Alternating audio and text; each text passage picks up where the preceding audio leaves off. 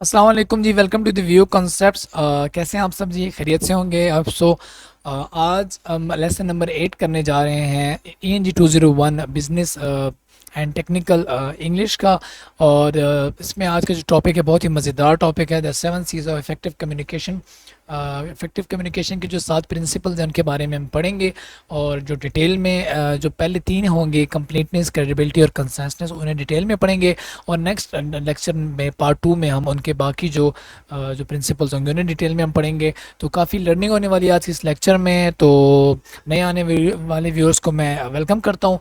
तो एंड तक देखिएगा, काफ़ी इंशाल्लाह फ़ायदा होने वाला है। इससे पहले जो सीरीज़ है, हम जो लेक्चर्स हैं 7 वो ऑलरेडी अपलोड कर चुके हैं। तो इंशाल्लाह हमारा इरादा है कि ये सीरीज़ कंप्लीट करें। ओके जी, शुरू करते हैं। तो to compose a written or oral message you must apply certain communication principles. वो जिन प्रिंसिपल्स की बात हो रही है, तो ये प्रिंसिपल्स कौन से हैं? इन्हें हम कहते हैं 7 C's ऑफ इफेक्टिव कम्युनिकेशन। तो इसमें कौन कौन से शामिल हैं? पहले नंबर पे कंप्लीटनेस है, दूसरे पे कंसाइसनेस है, तीसरे पे कंसिडरेशन है, चौथे पे कंक्रीटनेस है, पांचवे पे क्लैरिटी है, छठे पे कर्टेसी और सातवें पे करेक्टनेस। तो एक एक करके हम इनके बारे में इंशाल्लाह पढ़ेंगे। तो सबसे पहले हम चलते हैं कंप्लीटनेस की तरफ कि कंप्लीटनेस होती क्या है और इसके जो बेनिफिट्स हैं वो क्या है, और हम कैसे अपनी राइटिंग में कंप्लीटनेस को शामिल कर सकते हैं। ठीक है, तो सबसे पहले कंप्लीटनेस की हम कर लेते हैं definition. So your message is complete when it contains all the facts readers और listeners need for the reaction you desire. यानी आपका मैसेज कंप्लीट इस सेंस में होगा जब आप उसके अंदर वो तमाम चीज़ें शामिल कर देंगे जो आपके रीडर्स और लिसनर्स को चाहिए। ठीक है, और जिन्हें पढ़ के ना, या जिन्हें जब रीडर्स तक वो चीज़ पहुंच जाएगी तो वो उस पर आपको क्या करेंगे? रिएक्शन देंगे। और वो रिएक्शन देंगे जो आपका डिज़ायर्ड रिएक्शन है एज अ राइटर। तो बेनिफिट्स की तरफ चलते हैं। कंप्लीटनेस के बेनिफिट्स क्या होते हैं? तो बेनिफिट्स ऑफ कंप्लीटनेस में है, complete message are more likely to bring the desired results. They do a better job at building goodwill. Goodwill का मतलब है साख बनती है आपकी, आपके कस्टमर्स बनते हैं, लॉन्ग रिलेशंस बनते हैं। Communication that seems in कंसिक्वेंशियल can become very important if information it contains is complete and effective. So guidelines देखते हैं कि हम कैसे अपनी राइटिंग में कंप्लीटनेस को सिक्योर कर सकते हैं। सबसे पहले है प्रोवाइड ऑल नेसेसरी इन्फॉर्मेशन। ज़रूरत के मुताबिक जितनी इन्फॉर्मेशन है वो सब तमाम देनी है। इसके अलावा आंसर ऑल क्वेश्चंस आस्क्ड। ठीक है, तीसरी चीज़ पे है give some extra only when desired. यानी जब ज़रूरत हो तो तब ही थोड़ी सी एक्स्ट्रा जो चीज़ है आप प्रोवाइड करें। तीनों को हम देख लेते हैं स्टेप बाय स्टेप। सबसे पहले था provide all the necessary information. इसके अंदर 5 W's आते हैं, यानी 5 answer the 5 W's that make the message clear.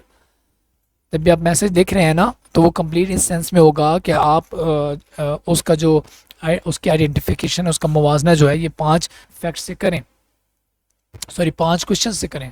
कौन कौन से क्वेश्चन है? हु, ठीक है, किसे लिख रहे हैं? व्हाट, क्या लिख रहे हैं? व्हेन, कब लिख रहे हैं? वेयर, कहाँ लिख रहे हैं? और वाई, और क्यों लिख रहे हैं। सबसे अहम है वाई।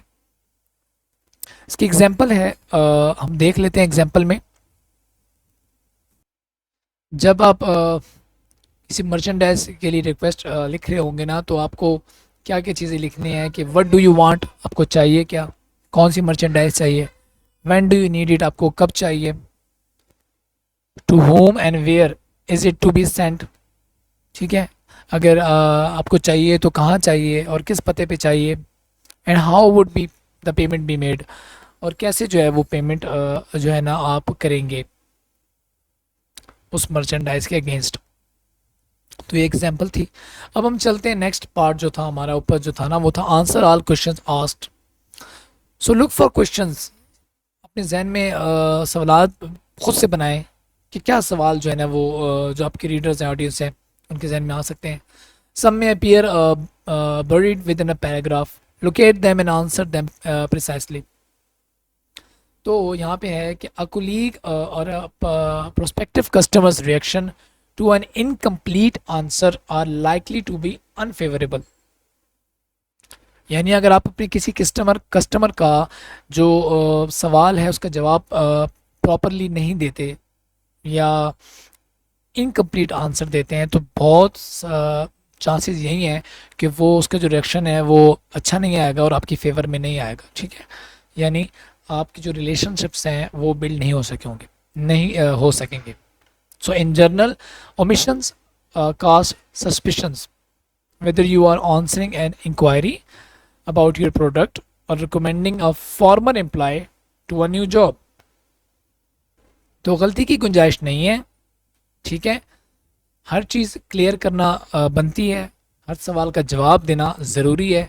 तो इससे ये होता है कि आपकी जो दो पार्टीज़ या कस्टमर या आपके जो रीडर है उसके जहन में आने वाले जितने सवालात हैं जब वो क्लियर हो जाएंगे तो होपफुली जो रिस्पांस आपके पास आएगा वो पॉजिटिव आएगा, कम्युनिकेशन आपकी इफ़ेक्टिव रहेगी। एग्जाम्पल इसकी आप देख लीजिएगा, ठीक है। इसमें जो एग्जाम्पल में है, a software distributor when replying to a customer's letter answered only 4 of the 7 questions। तो इसमें एक कस्टमर है, एक सॉफ्टवेयर डिस्ट्रीब्यूटर हैं जिन्होंने अपने कस्टमर के लेटर में मौजूद 7 जो सवालात थे उनका सिर्फ उनमें से 4 का जवाब दिया था। और इसकी जो बाकी जो डिटेल थी वो आपने इस एग्जाम्पल को प्रैक्टिस कर लेना है तो आपके लिए काफ़ी मुफीद रहेगी, ठीक है। इसको आपने खुद प्रैक्टिस कर लेना है।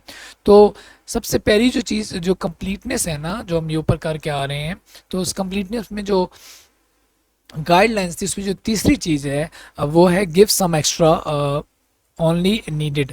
तो इसको हम देख लेते हैं, give some extra only when needed, when desired. तो इसमें है कि use your good judgement in offering additional material if sender's message was incomplete. यानी अगर आप सेंडर का जो मैसेज है अगर वो इनकम्प्लीट है, ठीक है, तो अपनी आपकी जजमेंट्स ऐसी होनी चाहिए कि उसकी जगह आप कोई एडिशनल इंफॉर्मेशन को मटेरियल को यूज़ करके उसको कवर अप कर सकते हैं। But the words when desirable are essential. लेकिन इस चीज़ का ख्याल रखना है कि जो आप यूज़ कर रहे हैं वर्ड्स वो उस जगह पे डिज़ायर्ड भी है या नहीं है, ज़रूरत है उनकी या नहीं है। तो ये आपकी जजमेंट, ये आपकी जो आपकी जजमेंट की जो क्वालिटी है ना ये उस पर डिपेंड करते हैं। So you must take great care not to waste the reader's time with superfluous information. तो एक्स्ट्रा जो इन्फॉर्मेशन होती है उससे भी जो रीडर होते हैं ना वो क्या होते हैं, डिस्टर्ब हो जाते हैं या यूँ समझें कि बोर हो जाते हैं, ठीक है। तो आपने एक तो टू दी पॉइंट रहना है कंप्लीटनेस के लिए, और उसके अलावा अगर ज़रूरत पड़े कहीं पे तो तब जाके आपने इंफॉर्मेशन जो है ना वो क्या करनी है, थोड़ी सी ऐड करनी है। तो जो प्रिंसिपल 7 हैं उसमें पहली जो हम कर चुके हैं, कंप्लीटनेस को देख चुके हैं। अब हम चलते हैं जी दूसरी जो उसके अंदर चीज़ है वो है credibility. So credibility of the communicator has been systematically analyzed over the years, often as relating to the speaker. So, several classical but still relevant studies suggest that 5 decisions are made regarding a communication source. तो credibility कायम करने के लिए ना ये जो 5 चीज़ें हैं जो अभी हम आगे पढ़ेंगे, जिसमें कॉम्पिटेंस है, करेक्टर है, कंपोजर है, सोशबिलिटी है और एक्स्ट्रोवर्जन है। तो ये क्या होती है इनको हम डिटेल में पढ़ेंगे, लेकिन ये ज़रूरी हैं। ये आपकी क्रेडिबिलिटी से इसका बहुत ताल्लुक़ होता है। अगर आप एज ए रीडर या एज ए कम्युनिकेशन सोर्स वो होता है ना जो राइटर, सॉरी रीडर नहीं राइटर, एज ए राइटर या कम्युनिकेशन सोर्स जो कम्युनिकेशन जनरेट कर रहा है या जो लिख रहा है, ये उसकी बात हो रही है। तो उसकी ये जो 5 चीज़ें हैं ना ये बहुत अहमियत के हामिल हैं क्रेडिबिलिटी के पॉइंट ऑफ व्यू से। सबसे पहले है कॉम्पिटेंस। कॉम्पिटेंस से मुतल्लिक सवाल है कि does the audience perceive the message sender as communicating honestly. यानी जो मैसेज भेजने वाला है, मैसेज सेंडर जो है, क्या ऑडियंस को जो है ना उसकी कम्युनिकेशन की जो ऑनेस्टी है कि जो बात कर रहा है ठीक कर रहा है और सच कर रहा है, क्या ऑडियंस को उस चीज़ पे यकीन है। तो ये कॉम्पिटेंस को ज़ाहिर करती है, ठीक है चीज़। उसके बाद आता है कैरेक्टर। दस the sender of the message know his और हर मैसेज, जो वो भेज रहा है, ठीक है, क्या वो उसके बारे में अच्छे से जानता है। उसके बाद आता है composer. Does the sender give the impression of being cool, काम एंड कलेक्टेड। क्या उसने जो वर्डिंग यूज़ की है, वो जो वर्डिंग है, जो अल्फाज का चुनाव है, क्या उसका वो मतलब ऐसा है कि वो उसका जो कैरेक्टर जो जनरेट हो रहा है रीडर्स की नज़र में, राइटर का, वो एज ए कूल काम और कलेक्टेड बन रहा है कि नहीं बन रहा। यानी पढ़ने वाला ये समझे कि यार जिसने लिखा है बड़ा प्यारा लिखा है, और जो लिखने वाला है उसने बड़े अच्छे अंदाज से लिखा है, तो ये कंपोजर में चीज़ आती है। उसके बाद आती है sociability. So does the sender come across as a likeable individual, यानी उसने ऐसे अंदाज में लिखा है कि लोग उसे पसंद करें। ठीक है, लोगों के साथ मेल मिलाप, उनके साथ रिलेशन कायम करने वाली क्वालिटी है उसके कंटेंट में। तो ये सारी चीज़ें क्रेडिबिलिटी की पार्ट्स हैं। उसके बाद एक्सट्रोवर्जन है। डज द सोर्स, यानी लिखने वाला, exhibit outgoing tendencies rather than timidity. So timidity का मतलब है कि कॉन्फिडेंस का कम होना ना। तो ये कह रहा है कि जो लिखने वाला है, क्या वो ये चीज़ शो कर रहा है कि लोग उसे पसंद कर रहे हैं, ठीक है, या लोग उस पर एतबार करते हैं, या उसका जो कंटेंट है वो इस चीज़ को शो कर रहा है जो वो उसने लिखा है, जो मैसेज उसने लिखा है, जो कम्युनिकेशन सोर्स के तौर पे वो लिख रहा है। तो उसकी जो पीस ऑफ राइटिंग है ना, उससे पता चल जाता है कि उसके अंदर वो चीज़ एग्जिबिट हो रही है या नहीं हो रही। और टिमिडिटी जो होती है वो लैक ऑफ कॉन्फिडेंस होता है। सही है ये। ओके जी, एग्जाम्पल इसकी आपने कर लेनी है, ठीक है। ये एग्जाम्पल हम कर लेते हैं जो अभी तक हम ऊपर पढ़ के आ रहे हैं। तो उसमें ये कहते हैं, you are the president of a community welfare centre. अब आप उस सीन में चले जाएं, आप प्रेसिडेंट हैं एक कम्युनिटी वेलफेयर सेंटर के, और आपको एक मैसेज रिसीव होता है कि I am new to the city and would like to consider joining your welfare centre, as I like be visiting the center with the next month, within the next month. Would you please tell me where the next meeting will be held? आपसे वो पूछ रहा है कि अगली meeting कहाँ होगी, मैं आपकी जो कम्युनिटी वेलफेयर सेंटर उसको ज्वाइन करना चाहता हूँ। अब आपने अगर आंसर करना है सिर्फ इस सवाल का, तो आपका जो लेटर है वो क्या होगा, इनकम्प्लीट होगा। समझ रहे हैं बात? अब इसको डिटेल में देख लेते हैं। मतलब इसका क्या हुआ कि you should have added information about a welcome message. एक तो वेलकम मैसेज एक नया डालेंगे आप रिलेशन कायम करने के लिए। So information about parking space, कि कहाँ पे गाड़ियाँ पार्क होंगी, आप अपनी गाड़ी कहाँ पार्क करेंगे। Date, day and time of meeting, और ये जो date, day and time of meeting है ना, ये वो है जो उसने पूछा था। ठीक है, तो दो चीज़ आपने एक्स्ट्रा की हैं, उसको एक्स्ट्रा इन्फॉर्मेशन दी ना आपने, जो ऊपर पढ़ के आ रहे हैं हम। So your message will then have something extra that the reader really needs and appreciates. तो ये उसकी जो हमने एक्स्ट्रा वाली बात की थी ऊपर, ये उसकी बड़ी बेहतरीन मिसाल है। अगली एग्जांपल में देखें, अब फैक्ट नंबर 1 है इनकम्प्लीट क्वेश्चन। देखें सवाल क्या आया है कि please fax me the in return departures from Lahore to Karachi on 8 May. अब देखें आपसे पूछा इनकम्प्लीट क्वेश्चन गया है। अब आपने रिप्लाई जब इसका करना है तो आपने खुद से जज करना है कि आपको कौन कौन सी इन्फॉर्मेशन चाहिए अपने रीडर को देने के लिए, ताकि आपकी रिलेशनशिप बिल्ड हो। ठीक है, तो ये जो चीज़ होती है, ये एक वो क्वालिटी है आपकी जजमेंट की। ठीक है, तो यहाँ पे आपको एग्जांपल दूसरी में हम शामिल हो गए हैं। इसमें बेसिकली आपने एयरलाइंस का जो डिपार्चर्स की डेट है ना, वो आपने कन्वे करनी होती हैं। वो आपसे ये पूछे कि लाहौर से कराची 8 मई को कौन कौन सी जाएंगी, उनके टाइम्स जो है ना वो मुझे फिक्स कर दें। तो इसमें काफ़ी चीज़ें जो एक्स्ट्रा है वो आप ऐड कर लेंगे, इसको आपने रीड कर लेना है। एग्जाम्पल 2 में इनकम्प्लीट क्वेश्चन में आप देखें, आपसे पूछा ये जा रहा है सिर्फ लेटर आपको रिसीव हुआ है कि how come my request for an interview letter didn't receive a response. यानी मैंने इंटरव्यू लेटर के लिए अप्लाई किया था तो मुझे रिस्पॉन्स अभी तक क्यों नहीं आया। आपसे आप एक ऑर्गेनाइजेशन में हैं, HR में हैं मिसाल करें आप, और आपको ये लेटर रिसीव हुआ है, किसी ने अप्लाई किया था, और अब इस से रेलिवेंट आपके जहन में 3 क्वेश्चन जनरेट होने चाहिए जो आप एज ए रिप्लाई उसको पूछेंगे कि यार आपने when was the letter sent, आपने लेटर भेजा कब था, हु सेंट इट, किसके नाम से आया था, to whom was it sent, उसके अलावा किस को भेजा गया था। तो तभी आप आइडेंटिफाई कर सकेंगे और उस ये जो मामला है, जो प्रॉब्लम है, इसको सॉल्व कर सकेंगे। तो बेसिकली ये वो चीज़ है कि जो आपकी रेलिवेंट कंप्लीटनेस से और आपकी क्रेडिबिलिटी से, तो ये 2 चीज़ें जो है ना आपकी इन एग्जांपल्स में कवर हो गई अच्छे से। तो तीसरी जो चीज़ हम करने जा रहे हैं वो है कंसाइसनेस। बहुत ही मज़े की चीज़ है, उसको देख लेते हैं। ओके, कंसाइसनेस की बहुत ही ज़बरदस्त डेफिनेशन है, शॉर्ट डेफिनेशन है। आप हमेशा इसको याद रखिएगा कि conciseness is saying what you want to say in the fewest possible words without sacrificing the other C qualities. यानी दूसरी क्वालिटीज़ को आपने एक तो सेक्रीफाइस के लिए नहीं करना, और दूसरा ये है कि आपने अपना जो मैसेज पहुंचाना है कोशिश ये करनी है कि कम से कम अल्फाज का चुनाव करके आप उसे पहुंचाएं। तो ये होती है कंसाइसनेस। फॉर एग्ज़ाम्पल मैं मिसाल देता हूँ आपको छोटी सी ऐसी समझाने के लिए। अगर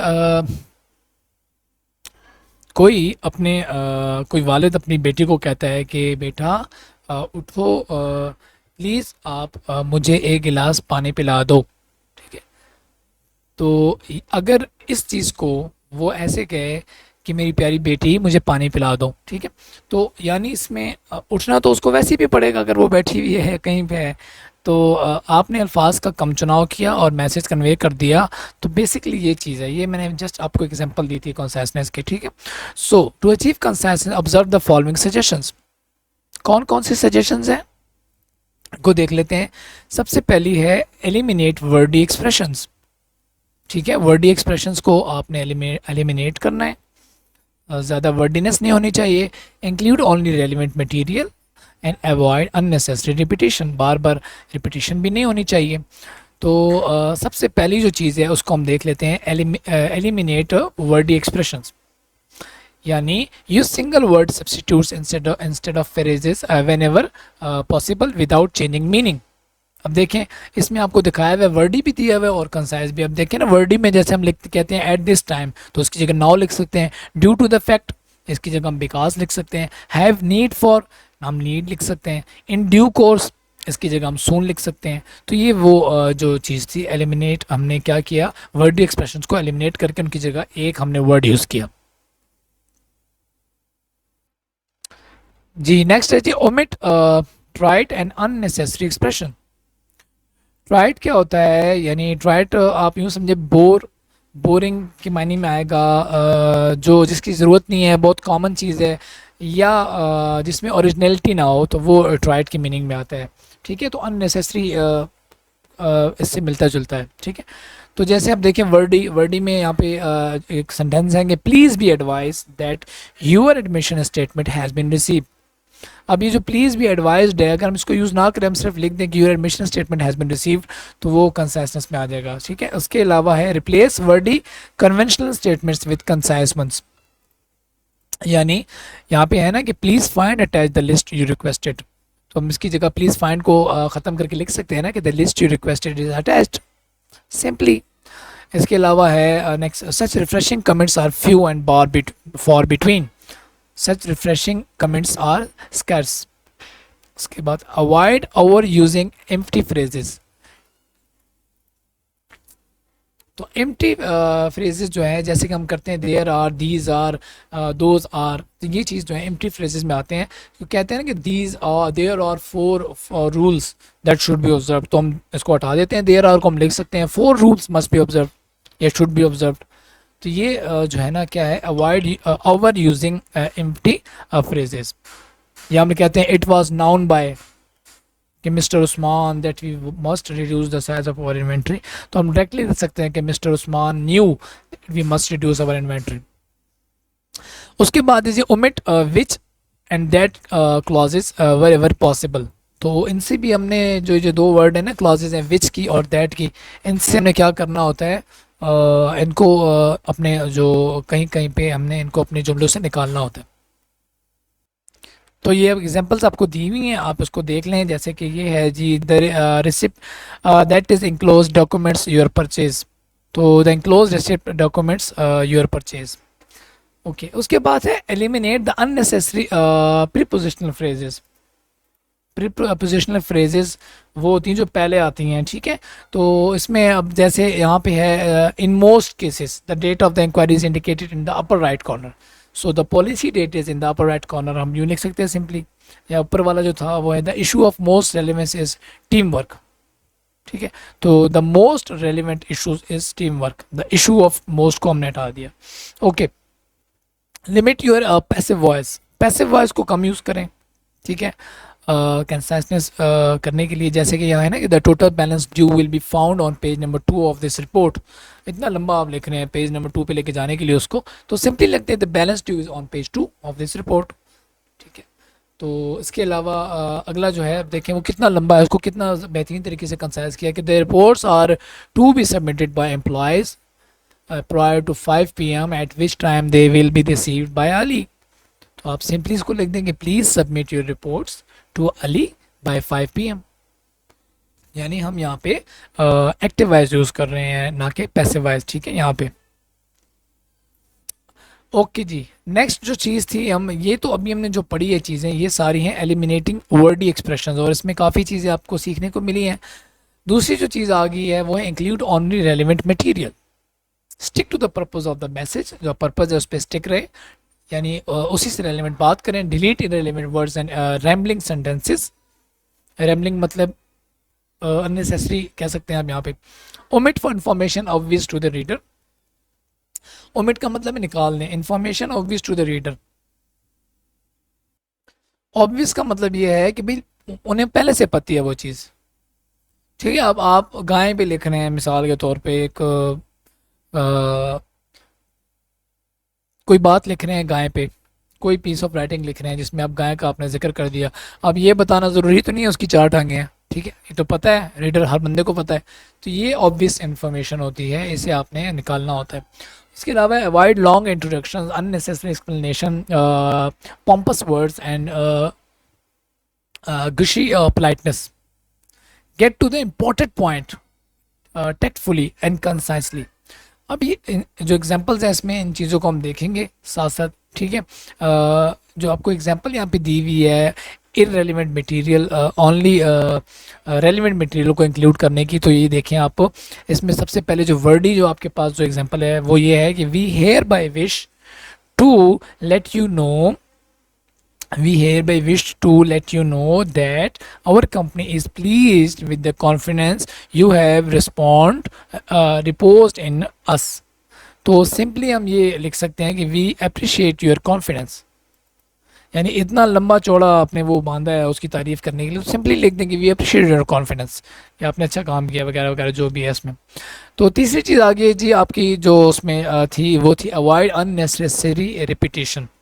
यहाँ पे थी ना ऊपर, ये देखें ये जो हमने टिक की थी, तो ये वो बेसिकली वो सिलसिला चल रहा है, ठीक है। अगर वीडियो पसंद आ रही है तो लाइक करें, चैनल को सब्सक्राइब करें, हमारे अगर न्यू व्यूअर्स आए हम उनको वेलकम करते हैं, और कोई चीज़ समझ नहीं आती तो कमेंट करके आप पूछ सकते हैं।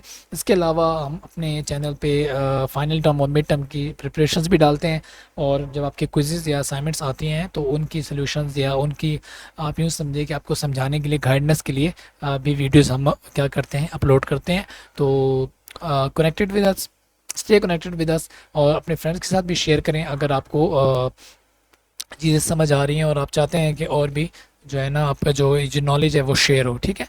तो अच्छा, तीसरा जो था वो है अवॉइड अननेसेसरी रिपीटेशन, यानी unnecessary repetition leads to dullness, बोरियत जो है ना, बार बार एक चीज़ रिपीट होगी तो बोरियत शुरू हो जाती है, तो इसीलिए आपने उसको अवॉइड करना होता है। और इसकी कुछ टेक्निक्स हैं, आप ये देखें, use short names when you have mention the long one once. जब पहली दफ़ा आप कोई चीज़ आप लिख रहे होते हैं ना, तो आप उसको ब्रैकेट में उसके एब्रीविएशन लिख दिया करें, और फिर आने वाले जो पैराग्राफ में जब जब वो वर्ड यूज़ हो तो आप उसकी एब्रीविएशन यूज़ कर सकते हैं, ठीक है। तो बार बार आपको लॉन्ग नहीं लिखना पड़ता है, जैसे कि यहाँ पे है, मैं आपको करवा देता हूँ। For Shaukat Khanum memorial cancer hospital, ठीक है, आप सिर्फ शौकत खानम लिखेंगे, सही है यहाँ पे। इसके अलावा use initial instead of repeating long names, ये वो बात आ गई जो मैं भी कर रहा था। जैसे पाकिस्तान इंटरनेशनल एयरलाइंस PIA है ना, तो पहली दफ़ा आप PIA लिख दें साथ में ब्रैकेट में, और बाद में फिर हर जगह PIA करें, ठीक है। Okay, cut out needless repetition of phrases और सेंटेंसेस, यानी जो ज़रूरत नहीं है जिन फ्रेजेस और सेंटेंसेस के जो बार बार रिपीट हो रहे हैं उनको निकालें अपने कंटेंट से। Sometimes it is good to combine 2 और even 3 sentences using subordinate clauses और फ्रेजेस, यानी कभी कभी ऐसा होता है कि आप क्या करते हैं कि 2 या इवन 3 सेंटेंसेस जो है ना उन्हें आप क्या कर लेते हैं, एक दूसरे के साथ जोड़ देते हैं, ठीक है।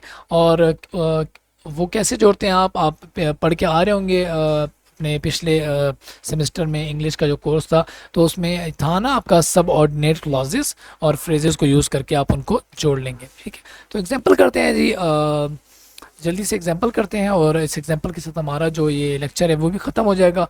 तो ये कह रहा है कि following is the body of a letter from a business executive in a company for 5 years। जी, इस लेटर में क्या है कि कहता है कि will you ship some time any time during the month of October would be fine, और even November if you are rushed, November would just suits us just as well, in fact a little bit better. So 300 of the regular Dell computers. अच्छा, इतना लंबी 3 लाइनों में इसने लिखा, basically क्या चाह रहा है, ये चाह ये रहा है कि 300 जो डेल के कंप्यूटर है ना वो इसे चाहिए नवंबर के एंड तक भी मिल जाए तो ठीक है। तो ये इसने इतनी लंबी तमहीद बांधी है। तो आगे आगे कह भी रहा है कि thank you in advance for sending these along in parcel post and not in express, as express is too expensive. यानी यहाँ पाकिस्तान में आप इसका मतलब ये लें कि वो कहता है पाकिस्तान पोस्ट के ज़रिए भिजवा दें, तो ये जो कोरियर सर्विसेज है उनके थ्रू ना आप भिजवाएं, क्योंकि कोरियर सर्विसेज हमें काफ़ी एक्सपेंसिव पड़ती हैं। तो चलिए जी, इसका कंसाइज वर्जन भी देख लेते हैं इस लेटर का।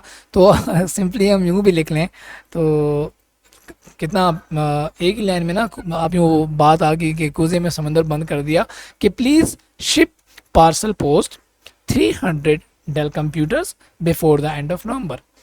तो सारी जो उसकी चीज़ें थी वो एक लाइन में हमने पैक हो गई हैं। यहाँ पे आप देख रहे हैं कि एक तो हमने पार्सल पोस्ट का भी जिक्र कर दिया है यहाँ पे, ठीक है, पार्सल पोस्ट का जिक्र कर दिया, और उसके अलावा 300 डेल कंप्यूटर्स हमें चाहिए उसका भी जिक्र कर दिया, और हमने ये भी बता दिया कि हमें एंड ऑफ नवंबर से पहले पहले चाहिए।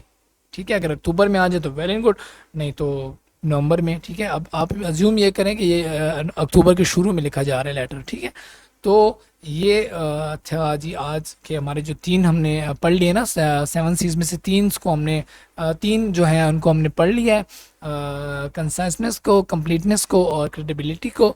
तो आगे जो बाकी 4 हैं वो हम नेक्स्ट लेक्चर में पढ़ेंगे।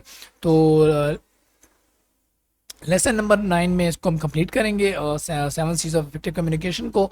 तो मिलते हैं जी नेक्स्ट लेसन में, तब तक के लिए अल्लाह हाफिज़, अपना बहुत ख्याल रखिएगा। चीज़ें समझ आ रही हैं तो कमेंट करके ज़रूर हमें बताएं, उससे हमें काफ़ी मोटिवेशन मिलती है मज़ीद कंटेंट डालने के लिए। ठीक है, तो see you in the next lecture. अल्लाह हाफिज़।